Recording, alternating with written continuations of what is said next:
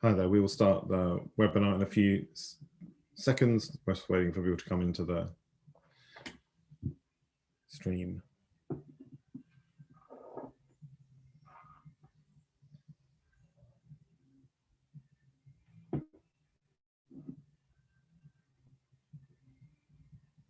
Hello there, and welcome to this London Climate Action Week 2021 event, a COP26 package that keeps 1.5 degrees within reach. I'm Nick Mabey. I'm the CEO and a co-founder of E3G, which is a European think tank working on climate change across Europe and globally.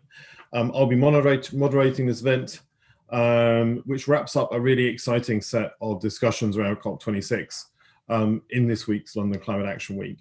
We've seen pretty frank discussions about how the Climate and Development Ministerial roadmap for action has been taken forward, and particular concerns being raised about access to finance, and of course the 100 billion, which we'll talk about, but particularly a whole range of events looking at how we can improve access, adaptation and resilience in the most vulnerable and developing countries, and how COP needs to really push up that agenda.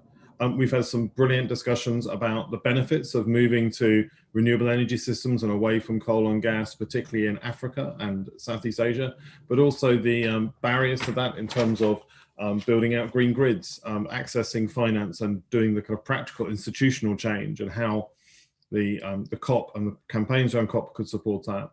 We've had some pretty honest and vibrant debates about how to ensure net zero commitments by countries and cities and companies actually mean something and aren't greenwash, and how we build trust and integrity in the commitments at Glasgow. And we've seen a lot of work with campaigners working together on how they can project a voice, even in this time of COVID and Zoom, into Glasgow, and lots of different sectors who are bringing commitments on what they can do for real action to Glasgow.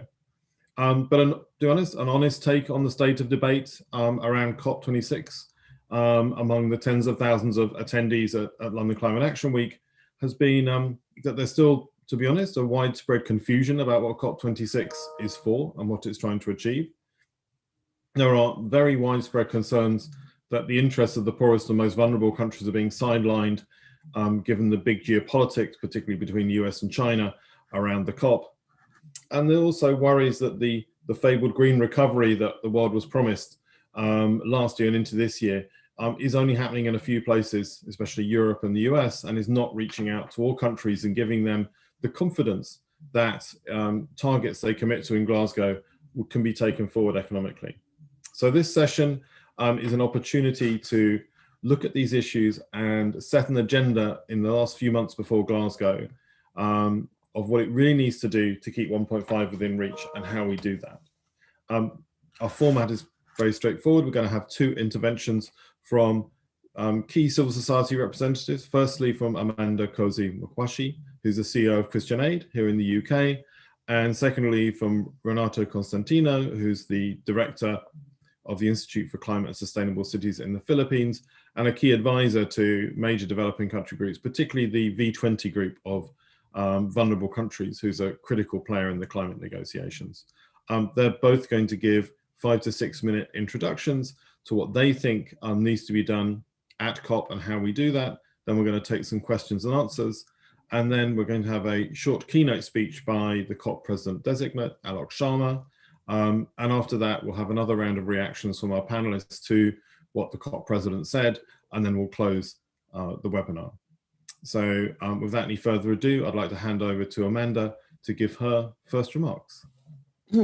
Thank you very much, Nick. And thank you very much for asking me to be here. I'm really quite, it's a privilege. I liked your summary, insight into some of the conversations that you've been having. And they're very reassuring for me to know that we were talking about real money, real actions, and real conversations about this COP, and asking that question, what is the COP for? So let me just say that we are meeting at a critical time, and it's just 4 months from the Glasgow Summit from the Glasgow Summit. And I think the important question we're all concerned with is what package must be delivered in Glasgow to keep 1.5 degrees alive. I think that's what is all on our minds. When we listen to the G7 speaking, when we listen to different roundtable discussions, whether it's the finance ministers, it always comes back to that central question, right? Which is, what is the package that must be delivered? And in a way, for me, what is a package that will be delivered? And I think the gap between those two, in terms of the question, is where the concern is. So I would like to talk about 4 things in particular in response to that question. My first one is really an overarching one, which is a fundamental element of the journey to COP, right? And that is that this COP must be an inclusive summit. Those that have done the least to cause this crisis, but suffer the most from it, must have a seat at the table and must be able to shape the outcome of the COP. This is an issue of justice. It's not just an issue of cosmetics. It's a real issue about justice. The COP president, to be fair, has been absolutely clear that he wants this to be the most inclusive COP ever, and that this has been very encouraging. However, we must recognize that the COP is meeting in the shadow of the COVID pandemic. And as I was preparing for this 5-6 minute intervention, I thought there is no way I can start talking about the outcome and the content of the COP itself without recognizing that that shadow of the COVID pandemic is a real long and big shadow, right? And that at the present, the world is in a state of vaccine apartheid due to inadequate global supply, the hoarding of doses by rich countries, and lack of universal health care. We all know this. I am preaching to the converted. In Africa, for example, there have been so few. So far, I think there have only been about 2.6 doses per 100 people, against 102 in the UK and at least 51 in Europe as a whole, right? Simply put, we cannot keep 1.5 degrees alive unless the people on the front line of this crisis are in the room. And they cannot be in the room unless we urgently deliver the vaccine in equity. So I just wanted to start off by putting that right at the forefront. Now, going into the content of the COP itself, we need, I think firstly, we need unprecedented action to limit global warming to 1.5 degrees. The Intergovernmental Panel on Climate Change have been clear that limiting global warming to 1.5 rather than 2 degrees could reduce the number of people exposed to climate risk and poverty by up to several 100 million, right? And so in this regard, I do welcome the way that Alok Sharma has led the way in setting ambitious targets in the UK, and has also actively pressed other nations to go further and faster. But this work must continue and must be stepped up, right? Current pledges only take us to 2.5 degrees. And that is if, and it's a big if, they are fully delivered, right? As somebody from civil society and as an activist as well, but also as a concerned citizen, that if means quite a lot, because on the basis of past experience, then we have to question what credence can we give or can we place to any of the commitments that are being made. And issues at stake at COP, like reporting frameworks and carbon markets, holding the risk of creating hold the risk of creating huge loopholes that threaten to undermine even this inadequate ambition further, right? Third, I was going to talk a little bit also about actually the UK itself in terms of being a leader. Right, and the while they have tried, and I think they're leading in ending most of its public finance support for fossil fuel overseas, and this is a tremendous step forward. But the UK needs to put its own house in order as well, right, and draw down its own fossil fuel industry with managed and just transitions for its workers. So it's not just good to talk. I think we have to do more. There's good talk on coal, but actually we need to look right across all fossil fuels. The third point, and I will be stopping just soon, Nick, the third point that I wanted to really focus on was that the COP must deliver a step change on financial support for communities on the front line of the climate crisis. And for me, this is actually quite, it's such a key part of any of the conversations and preparations for COP. It has been over 10 years since the world's richer countries agreed to deliver 100 billion a year in climate finance by 2020. They're currently around 20 billion off that target. So my question is, how can vulnerable countries, developing countries, have any faith in the COP process when developed countries fail to honor their promises? In that time, countries on the front line of the climate crisis have seen their debt burdens increase. Consider the fact that Ghana is currently spending almost 4 times more on servicing its external debt than it is on its public health care. Just think about that. Let's pause for a second. And the climate impacts that countries have faced have also increased, leading countries to have to take out expensive loans when they are clobbered by the changing climate. This brings me to the fourth and final issue that I want to highlight: discussion of new and additional sources of finance to cover the cost of irreversible loss and damage from these catastrophic climate-related events, such as hurricanes and floods. And at the moment, that is not even currently on the table in the UNFCCC. The UK, as COP president, needs to rectify this. And I really cannot overemphasize this, that politics does not excuse the failure to address with ambition these losses and damages that are already affecting people's lives. The stakes are very high for the COP26 Climate Summit, but I believe that we can have hope that it will deliver. And really, to summarize and conclude, 1, the COP must be inclusive, and therefore the vaccine equity question needs to be tackled. A Glasgow package that is considered successful will have delivered unprecedented action to keep 1.5 alive and prepare for already inevitable climate impacts.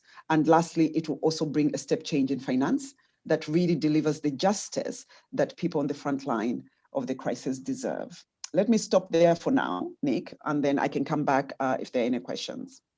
Great, thanks so much. And I think the key takeaway there is the COP can't be seen in a bubble of climate negotiations that were set in train 4 or 5 years ago. It needs to live in the reality of a COVID constrained world, an economic crisis, and the climate impacts which we're seeing in rich and poor countries right at the moment. Red, over to you. I'm sure you have a lot to say on that as well.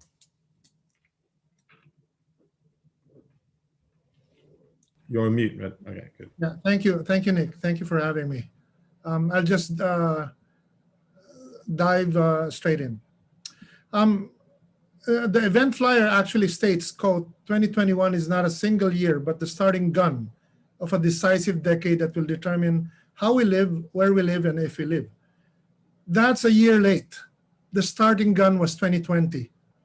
Vulnerable nations called out the midnight survival deadline for NDCs at the end of last year because that was the time frame agreed in Paris. Some 70 countries delivered, including the UK and the EU.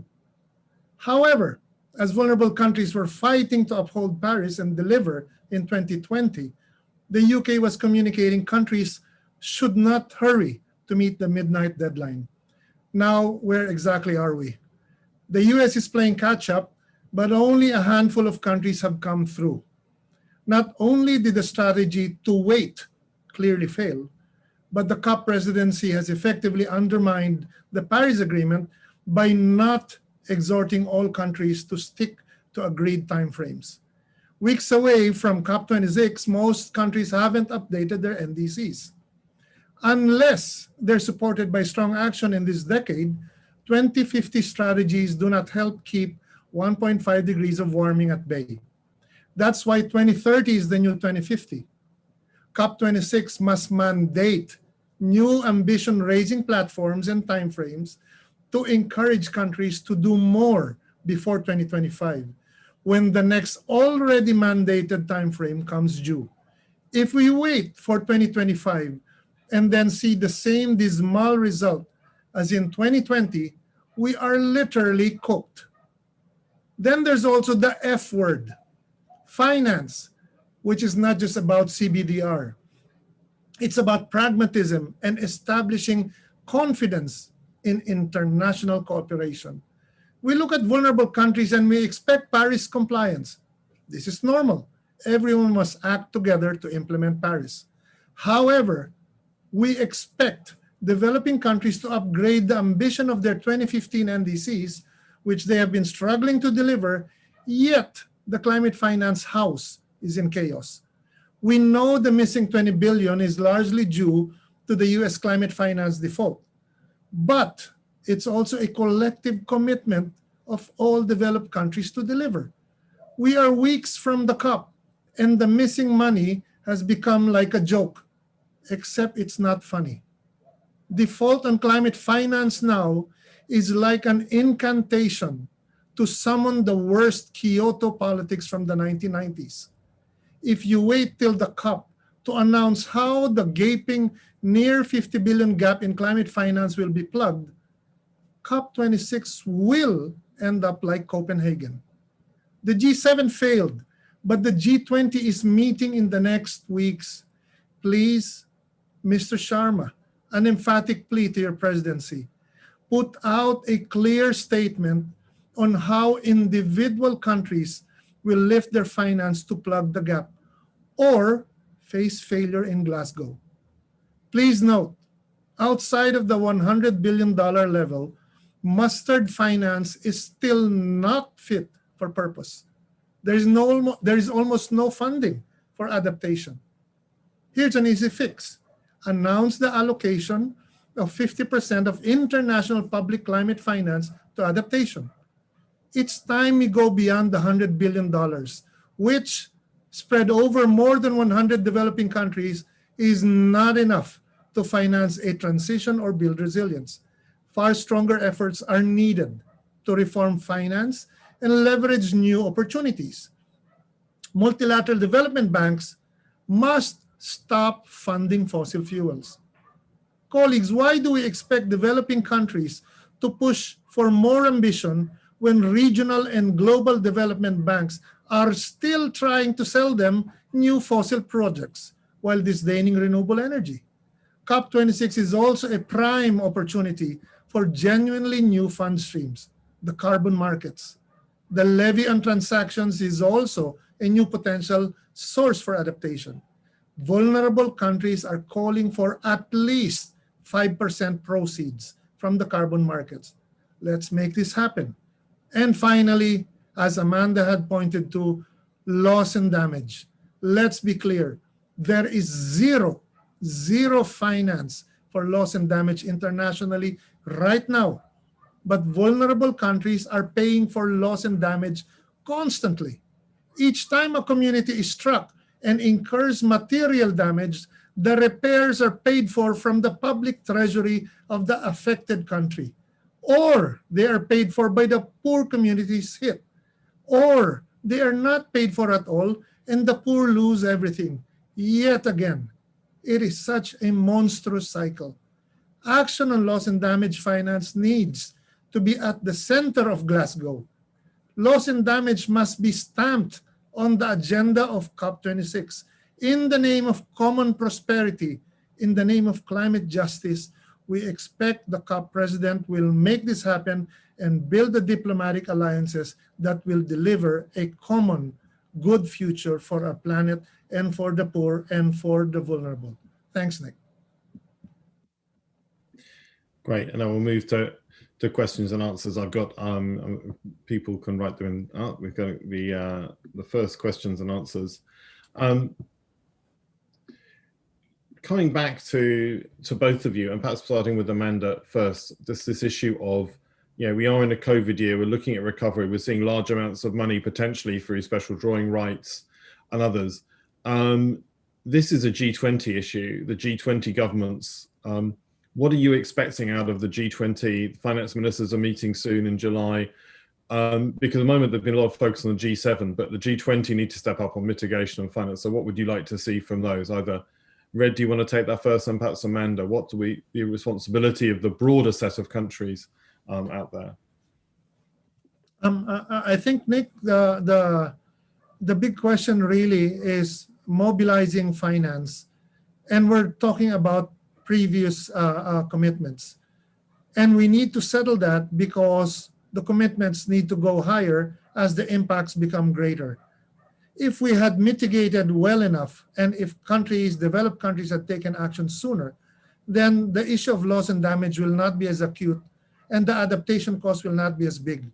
And so it's simply a case of plugging the gap, and in particular, the COP presidency in vocally reminding all the G20 members to plug the gap as soon as we can, because failure is being courted as we speak with every delay and every sense of avoidance from this very specific issue. We cannot even tackle bigger issues out there that I think will spell even more importance for the long run. For instance, we are in a pandemic, and this pandemic is teaching us two very important things. Number one, that no country around the world is actually immune to non-financial external shocks such as the pandemic, which means that if we acknowledge that this is not going to be the last pandemic we'll face and there will be more climate impacts in the future, it's time that we establish resilience at the center of macroeconomic fundamentals, because its absence right now is the reason why, in varying degrees, all economies around the world are wrestling and struggling to put things together, because we only measure productivity and we only measure GDP. And if we cannot even come up to the promises that we have made in terms of the finance that we have said is needed at the minimum as a floor, then Glasgow will run aground. And we cannot allow that. And we are hoping that the COP presidency will be exerting even stronger pressure on the rest of the G20 economies, because failure is unacceptable. Thanks. Right, I'm shifting to Amanda now, just interested, and just picking up from the Q&A. Also interested to hear what you've say about as someone says, China and some of the other G20 have not committed to even keeping 1.5 within reach as a target. So again, this issue of finance, but what do we need the G20 to step up to in terms of mitigation and on finance?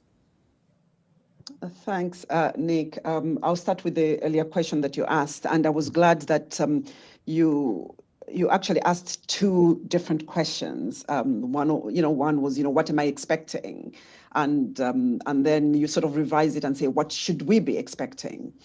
Because I think my response to those questions would be very, very different, as you can imagine. I have to say that in terms of what am I expecting, I think like many people in many different parts of the world, our leaders have not given us a lot of confidence in terms of what they will be able to deliver for COP. So maybe that sounds like a harsh statement, but I think that the challenge for us globally is big, and therefore the expectation is for our leaders to rise up to the challenge that we face. We can see that in the response to COVID, in quite a number of developed countries, the richer countries, they were able to find the resources that we needed to deal with the catastrophe that we were facing. And so there is something to be said about the lack of, or the limited commitment and political will that is implicit in the failure to address issues like loss and damage and climate finance. So let me just say that first. And then just very quickly, what are some of the things I think that should be coming out? I think I think there's been talk about adaptation and mitigation. And I think we need to see a 50-50, balance for both adaptation and mitigation. So let me share with you some of the figures that I have here. That, for example, if you look at adaptation, Annual adaptation costs in developing countries alone are currently estimated to be in the range of 70 billion US dollars, with the expectation of reaching between 140 and 300 billion in 2030. This is according to UNEP Adaptation Gap Report of 2020.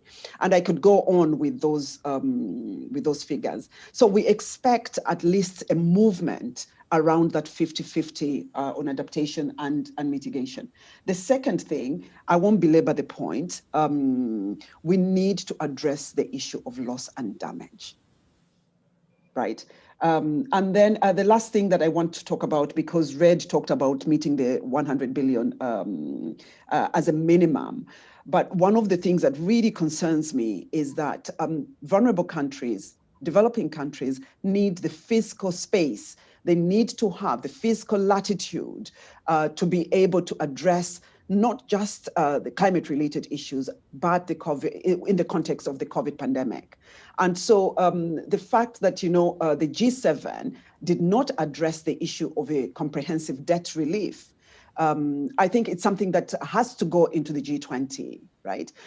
Private creditors have to be brought to the table, including the multilateral development banks, right? And the regional development banks. And I think that is another issue that has to be sorted to allow and enable vulnerable countries to have that fiscal space that is needed, especially if they're having to address, to meet the cost of loss and damage from their own very limited budgets. So those are some of the things that I would hope to see out of COP. Of course, if you ask me whether we're going to get that, that's a whole different ballgame, and that's a different response.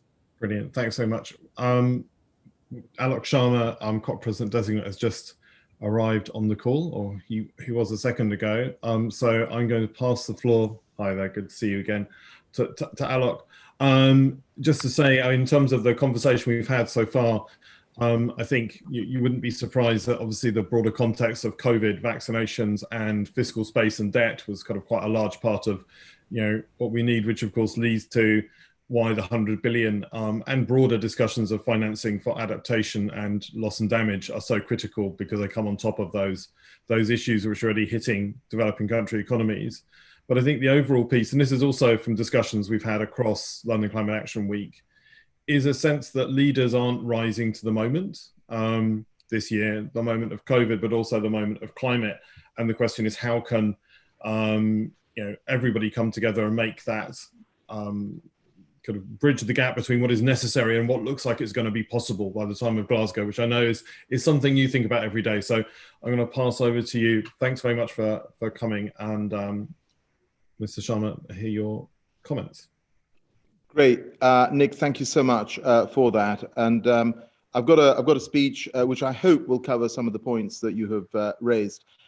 So firstly, good afternoon. It's a real pleasure actually to join you today, and I want to thank everyone who's been involved with making London Climate Action Week happen. I think it's a great event, and it is brought together, frankly, the top thinkers and organisations on climate around the world.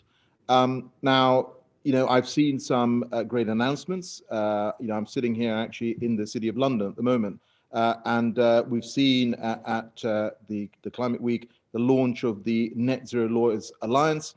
And this, of course, includes folks like DLA Piper, Clifford Chance, and of course the Powering Past Coal Alliance has also announced 12 new members, including Spain, and they're all dedicated to ending coal power. And that is a particular issue that I raise when I go around the world, and it's a particular priority for me. And so I'm very pleased to be speaking at this event, and really to underline the importance of how we can work together to keep 1.5 alive. As friends and colleagues on this meeting will know, that is what we would like to come out of COP26. The overarching message is that collectively we have done enough to keep 1.5 alive. The challenge of that is enormous. The commitment was, of course, made in Paris to limit temperature rises to below 2 degrees or closer to 1.5. But of course, it is an enormous challenge. And we also know, as we've heard throughout this week, is that the science is just going to keep getting starker. And we're going to have to halve global emissions by 2030 if we're going to keep 1.5 within reach. And to achieve this goal, the UK COP26 presidency is pushing for action in 4 key areas.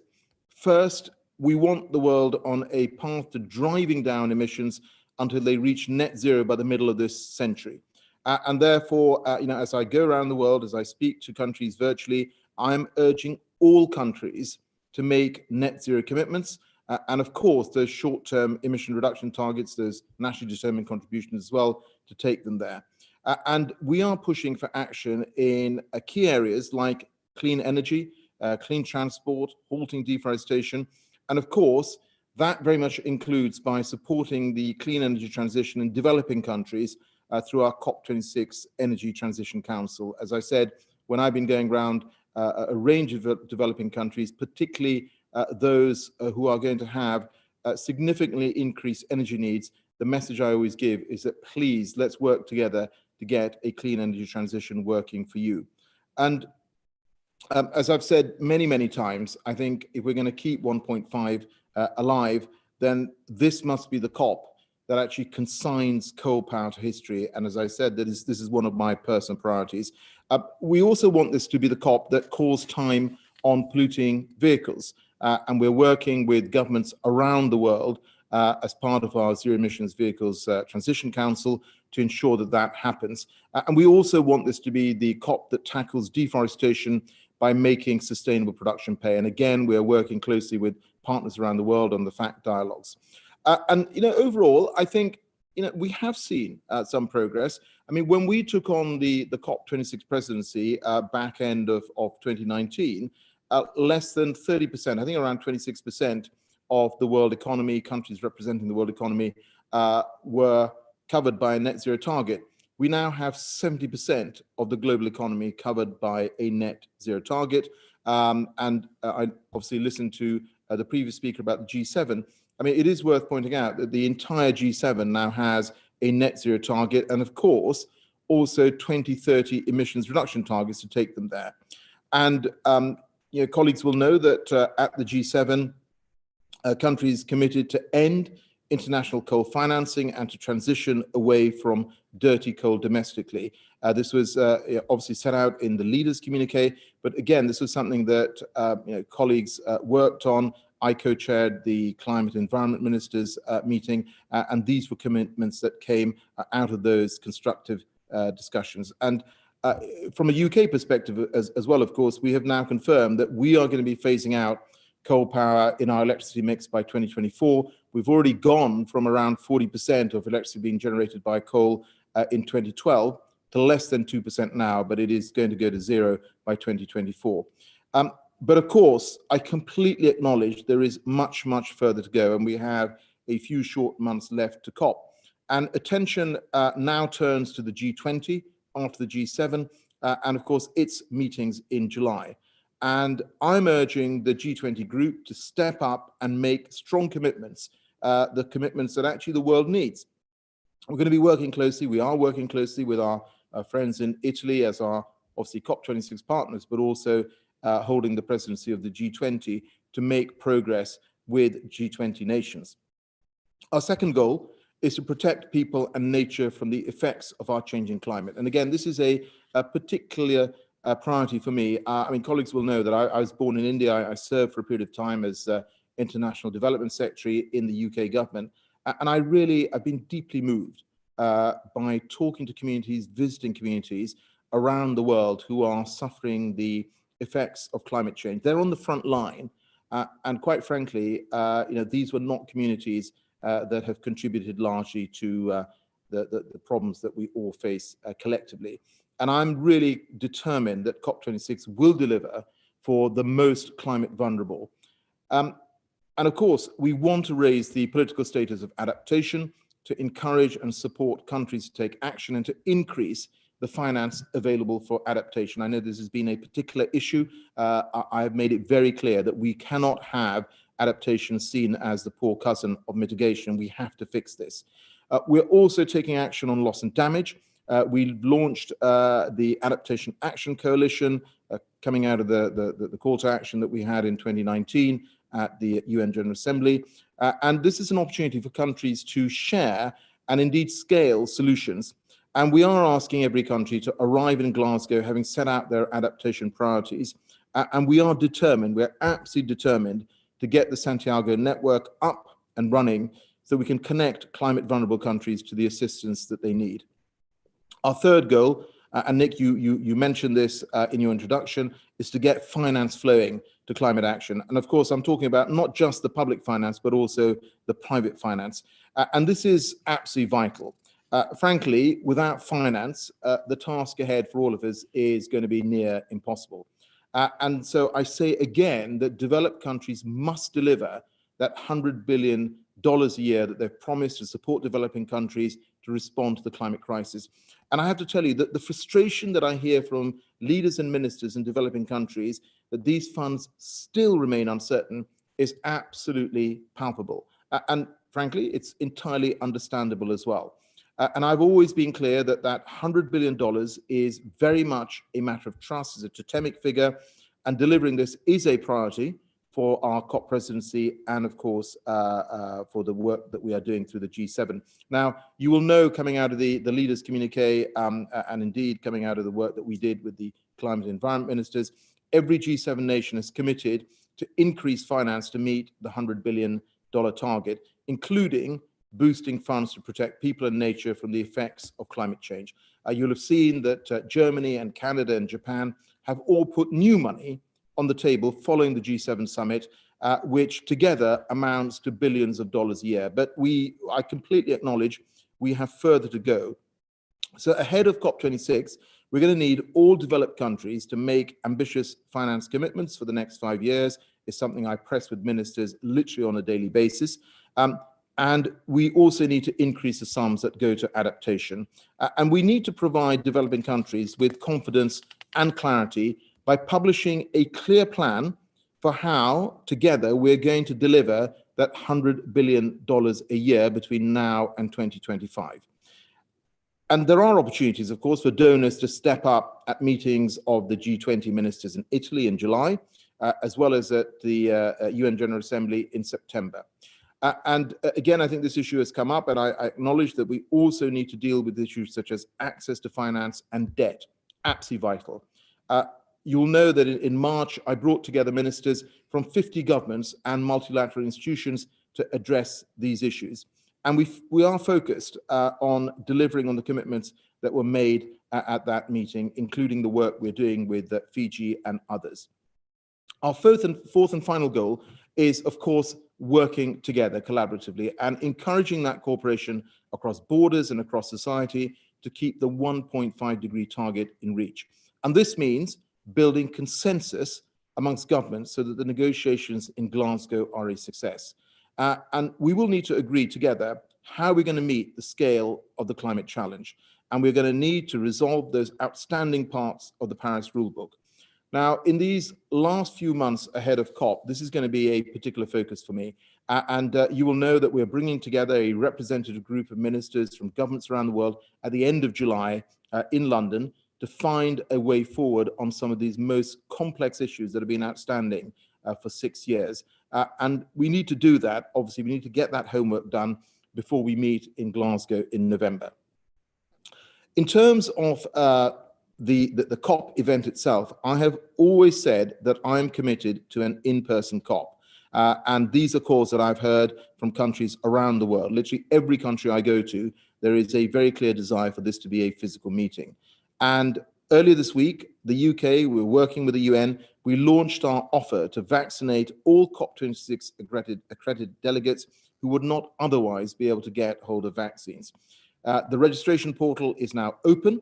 And this is where registered national delegations, observers, and media delegates can register for a vaccine. And in the coming weeks, we will set out further details of the health and safety measures we will be implementing at COP itself. We are absolutely committed to making this a physical event. And working together also means, of course, bringing business and civil society on board behind our COP26 goals. because we all have a role to play. And action from business is going to be absolutely vital in driving change across the real economy. And civil society can raise awareness, it can build support for strong policy and hold leaders to account, all of which helps to create the conditions for ambitious climate action from governments. Civil society can also help to represent communities, something that the COP26 presidency and I certainly value very, very highly. We are committed to an inclusive COP where all voices are heard, including, of course, the voices of developing countries, of women, of young people and indigenous peoples. And we are dedicated to bringing civil society into the heart of COP26. I have committed to, and I'm sticking with this, meeting youth and civil society climate activists in countries that I visit. And of course, the UK's COP26 presidency has established the Civil Society and Youth Advisory Council to help shape the summit. And we're very, very pleased to have Amanda Mukwashi as a member. So friends, I believe all of us here today have the same burning ambition, the same desire, and that same relentless commitment to keep 1.5 degrees alive. Now, this is possible. But with COP just months away, all of us are going to have to redouble our efforts. So what I would like to do is to request you, to ask you to use your influence to keep up pressure on governments in these final months, on the emitters, on the donors. We must keep pushing for the action that I have outlined, and to show that the appetite that exists for strong climate action is around the world. Together, let's make COP26 the moment that we put the world on a path to keeping that vital 1.5 degree limit alive. And let's protect our precious planet for future generations. Thank you so much, Nick, for having me today. Great, thank you very much. I see we've probably got 2 minutes of a schedule, so I'll take a slight chair's prerogative just to reflect, because I think it was a very powerful speech. One of the things that has come a lot from people in the chat and in the Q&A is, how will we know we've kept 1.5 alive, and do we need to do more? And people were suggesting to make sure countries come forward with that aligned kind of short-term action with their longer-term actions. You agree the net zeros look good, but the shorter-term targets. So as we get into this final track, do we need to do more, and how will people know we've succeeded? I think is the biggest cry we hear from the conversations we're having. Yeah, well, that's a very, very important point. And of course, one of the things that we are going to be discussing at the ministerial meeting that takes place at the end of July is precisely that point. How do you address any ambition gap? So I'm very alive to the fact that at the end of this process, at the end of Glasgow, it's not just countries, individual governments, myself and others saying this has to be a collective view. So that is something that we're working on. And of course, we are committed to, I'm committed to meeting with and working with civil society colleagues. In fact, tomorrow I have another one of my Friends of COP meeting where colleagues who are hugely experienced from around the world on climate matters and previous COPs come together and provide advice. And we have a very open dialogue. And I have no doubt, Nick, that this will also feature tomorrow. Great. I don't know if you have any, do you have any more time, Minister, or do you have to? No, I literally have to go to a cabinet call in 30 seconds. It's a very good reason, Lee. So thank you very much for your remarks and for taking one cheeky question. And I will see you tomorrow again. Absolutely. Take care. Bye. Right. Thank you. So I'm going to go back to, I'm sorry, Red, I did try and find time for another question, but hopefully we got part of that. I think one thing I take from that, as well as covering lots of the ground you covered, obviously the president of COP can only ask, they can't dispose of all of the things we need. But this issue of what would keeping 1.5 alive look like, and the fact we need to start building that, a consensus view, and that's not just going to be governments, it's going to be a much broader set of people and a much broader set of issues, I think was interesting there. I think that shows a kind of an expansion of the agenda for Glasgow, which I think is very healthy. But Amanda, what were your reflections on the COP president's speech? Thanks, Nick. I think that maybe it's fair to say that I think that the co-president designate, Alok Sharma, is really committed and trying to get different governments to the table and trying to get us to 1.5 in terms of trying to raise the ambition. So I want to sort of preface my comments with that appreciation of the work that is taking place. However, if we say that current pledges are not taking us to 1.5, they're only taking us to 2.4, then what we have on the table is not adequate. It's not good enough, right? And what I would have liked him to say a little bit more of is how are we going to meet that? How are we going to bridge that gap? So how are we actually going to get from the 2.4 to the 1.5? And that didn't really come across for me. The second thing that was good to hear was definitely it sounds, that, there's going to be focus on adaptation. I think that I would like the presidency to separate adaptation and loss and damage, and not to fudge loss and damage into adaptation, right? Because I think we really need to focus on that loss and damage. We need to ensure that there's a specific agenda item to discuss issues related to loss and damage. The issue has its own Article 8, and it is it's a gaping lacuna that it does not have its own process under the Paris Agreement, right? And the second thing is that a process should be agreed to agree new and additional sources of finance commensurate with the need.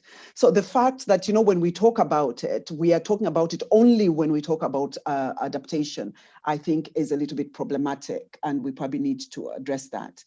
And then my last comment, really, in terms of reflection of what was said by Alok Sharma, I think is it's a catch-22, isn't it?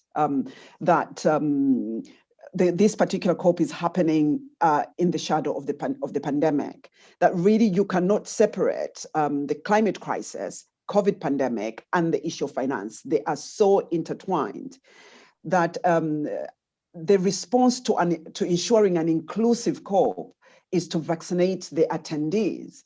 And the knee-jerk reaction is to say, oh, great, so young people and everybody and vulnerable countries who are attending will be vaccinated. But implicit in that is just the very fundamental inequity and, so wrong in terms of how we are addressing issues of COVID. And I think maybe to be very supportive to the work of the presidency, my suggestion would be we should see a little bit more joined up working between the different parts of government. So, bringing in the Chancellor into this conversation, openly talking about his commitment, the commitment of the British government to the COP presidency. Very, very clearly, I think he needs to be heard. We need to understand what the ambition from his side is. And I'm still trying to see really what the current pledges and all these different things that we're talking about are going to deliver. And I'm not convinced that we are there yet. One last thing, Nick, that I wanted to say was a suggestion of a 5-year review of the targets, making sure that the targets are renewed every 5 years rather than waiting for a longer period of time to make sure that we get there when we need to get there. There were some questions that I saw which we have not touched around China and around other members of the G20. And I just want to say to the person who's asked them, I think those are very fair questions. And they might take a bit longer to discuss, but I think they're very fair questions. Great, and I think we will probably be coming back for another session to see how we fill that gap. But I think at least we're good with saying it. I think the other thing I would take from your comment is climate change is definitely a top level issue now. That also comes with problems. That's good because it's getting the attention it needs, but it also means, as you say, we need finance ministers and other foreign ministers and others to play their parts, and sometimes environment ministers just can't get them to do their work. So there are costs and benefits from being a top tier issue, especially in a time of other crises. So it cuts both ways. Red, what were your thoughts following the minister's statement? Thanks, Nick. I have three very quick things to share from what I heard. The first is that the more that we mention in response to the calls on finance that there will be a plan for the 100 billion, the more disheartening it is, because what we want is not a plan, but the completion of the 100 billion. Make it happen. It's absolutely going to be dangerous for the negotiations if priorities are not in line with what is the expectation of those that are dealing with the brunt of climate impacts. If we don't pay attention, don't put loss and damage on the screen, and we mix it up with adaptation, and we don't come up with something concrete on the 100 billion, it is like giving more petrol to countries that remain superficially committed to the Paris Agreement. We don't want that. Number two, it's also going to be very important that the UK government actually acts based on what it's in control of. So on July 8th, and I'm hoping that the team of Mr. Sharma is still around, the COP presidency team. On July 8th, the V20 group of finance ministers is holding a finance summit. And we expect economic and financial actors in Europe and the US to be there. The UK has not confirmed yet. And the absence of the UK as G7 and COP president will not only be noticed and will not only breed more skepticism, it will poison the trust that is still there. And all you need to do is to show up. Please help one another and get Mr. Sunak to show up for the July 8th summit. Why is that? It's very simple. The V20 group of finance ministers are not asking for rhetorical items. They're trying to put forward solutions. They're not asking for handouts. They're developing their own instruments. They're calling, for instance, for guarantees to help finance climate action through the instruments that they've developed, the accelerated finance mechanism that is meant to draw down, reduce the cost of capital that is distorting or diminishing the sense of ambition of vulnerable countries. Cost of capital can be addressed at the same time as we work on the 100 billion, because if you get the 100 billion and the cost of capital issue is still not confronted, efforts will be dissipated. V20 ministers are calling, Nick, for smart subsidization to grow domestic financial protection markets. We need support from there as well in terms of partners among the northern countries, especially the UK. As Amanda said, they're also calling for debt swaps to direct servicing payments to climate investments for countries the G7 should forgive the debt to anyway, because they're not in a position to pay back. Lastly, countries like Bangladesh, the president of V20 and CVF right now, are putting together new initiatives such as the Climate Prosperity Plan program, which is hugely ambitious and practical because it provides investment frameworks and financing solutions to deliver new ambition that is not even contained in the NDCs yet.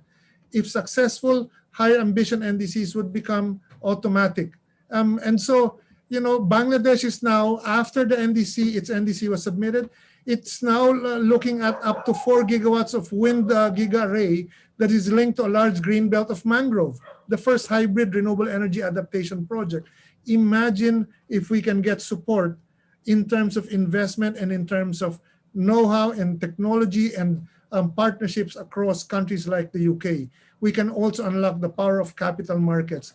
Yes, we're calling for and expecting for the 100 billion to actually be delivered because there needs to be more. But outside of the negotiations, there's still far more that we can do that builds trust, but also gets us to protect our own economies, because keeping 1.5 is not simply keeping something abstract alive. by keeping 1.5 alive, we keep millions alive, and we reduce the harm and the suffering from problems that they were not responsible for to begin with. Brilliant. Thanks so much. I think it was really useful, and it was really good to have those reflections coming back. I mean, I take from that a few very clear messages, which I hope some of the officials on the call will hear, and we will also be pushing out one, that we need to get the UK Chancellor, Rishi Sunak, to the V20 and to the G20 Venice Finance Conference, because we know finance beyond the 100 billion is the place to unlock this agenda. And that's the second thing. We need to get, in a way, do the old promises, the 100 billion, so we can move the debate forward, particularly into the big issues of debt, of fiscal space, of, as you say, kind of reforming the macroeconomics situation, lowering the cost of capital, so that countries can actually do the things they need to do. 100 billion won't allow them to do that. We need more. We need to shift that on, including into loss and damage, which is difficult. You know, there's a loss and damage conversation in the UK that's not going on, and in the US and elsewhere. So it's an everywhere conversation, but we can't duck it forever. We need to then get the G20, or the G7 did a decent piece of work on it, on its mitigation. The G20 need to step up on mitigation, and also stop financial support to fossil fuels. Those are some of the things we need out of the G20 in the short term. And support, I like the idea, you know, these big deals with countries who are coming forward with more ambition, like Bangladesh. We're seeing India come forward, we're seeing South Africa come forward, Nigeria. How do we make sure they feel there's the money there? If they do more, they'll be financing. They're not asking for handouts. This is purely about making financial markets work for things that they want to do for their development. So that could be some big push for Glasgow. But lastly, I think this is the big thing that came out of the minister's speech, the COP president's speech, is we will have a gap in Glasgow. To keep 1.5 within reach, we will need a plan for closing that gap. And that's something which perhaps isn't on the agenda at the moment.